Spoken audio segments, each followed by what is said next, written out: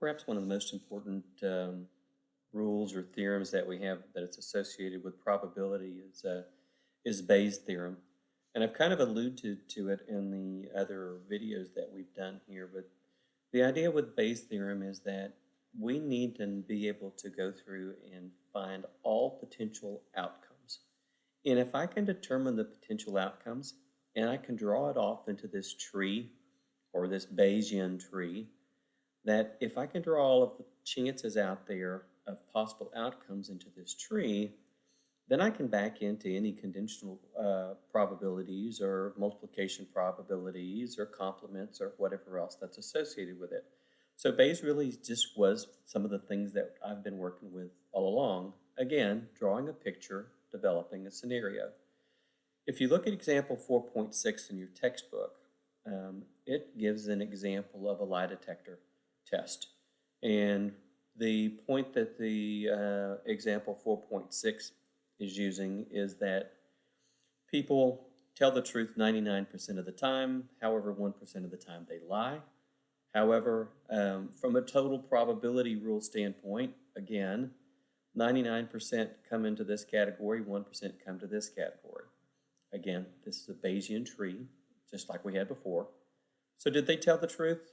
Truth, yes. Lie, okay, no, going there. And then finally, the next part is that the lie detector can actually take and determine whether or not you're telling the truth or not. And according to this scenario, it says that there is a 0.5% chance that if you're telling the truth, that the lie detector is going to say that you're lying. Okay, that's a 0.5% chance that you tell the truth, the lie detector thinks that you're lying. Which means, back to the complement rule. Complement rule says that 99.5% of the time here, it's going to say you're telling the truth, we believe you're telling the truth. 4.6 also states that there is a 95% chance that if you are lying, that it detects a lie. However, there's a 5% chance that you lie and that you are going to, that the lie detector is going to believe that you're telling the truth. So again, here are the way that we've lined everything out. We've taken the data, we've gone the scenarios. Are you lying or are you not lying? Can the lie detector test detect the truth or a lie? Did it detect the truth or a lie? We put all of our probabilities in here. Now the probability of telling the truth and the detector saying that it's the truth, all right, back to the multiplication rule, 0.99 times 0.995, there's a 98.505% chance that you're telling the truth and the lie detector test says, yes, you are telling the truth. What about you're telling the truth and the detector says you're lying?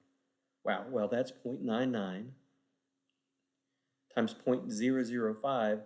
So you can see here that there's just barely less than a 0.5% chance that it's going to say that you are lying when you're telling the truth.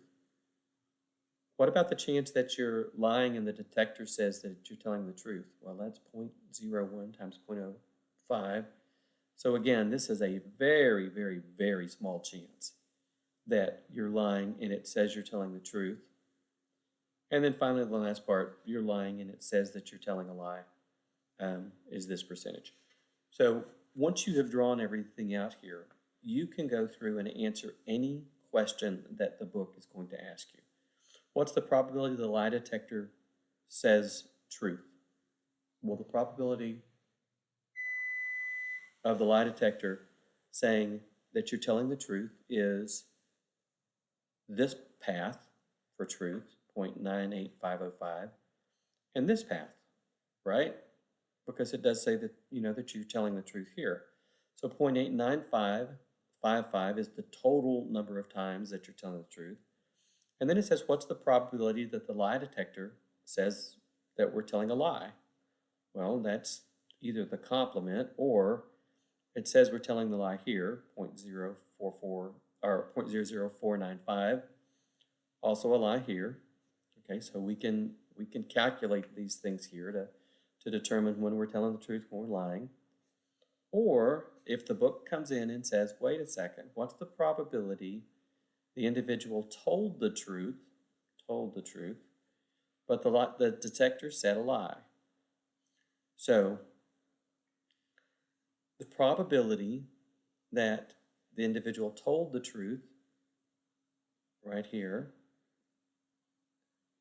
divided by the total amount of time that it says that there was a lie. So there's a 34.26% chance that the individual told the truth and the lie detector said that they lied. Hopefully this helps. Hopefully it makes a little more sense to you than what was in the book. Good luck. Again, if you can draw the picture and you can start laying out the probabilities, you can determine the chance that an event will occur in the future.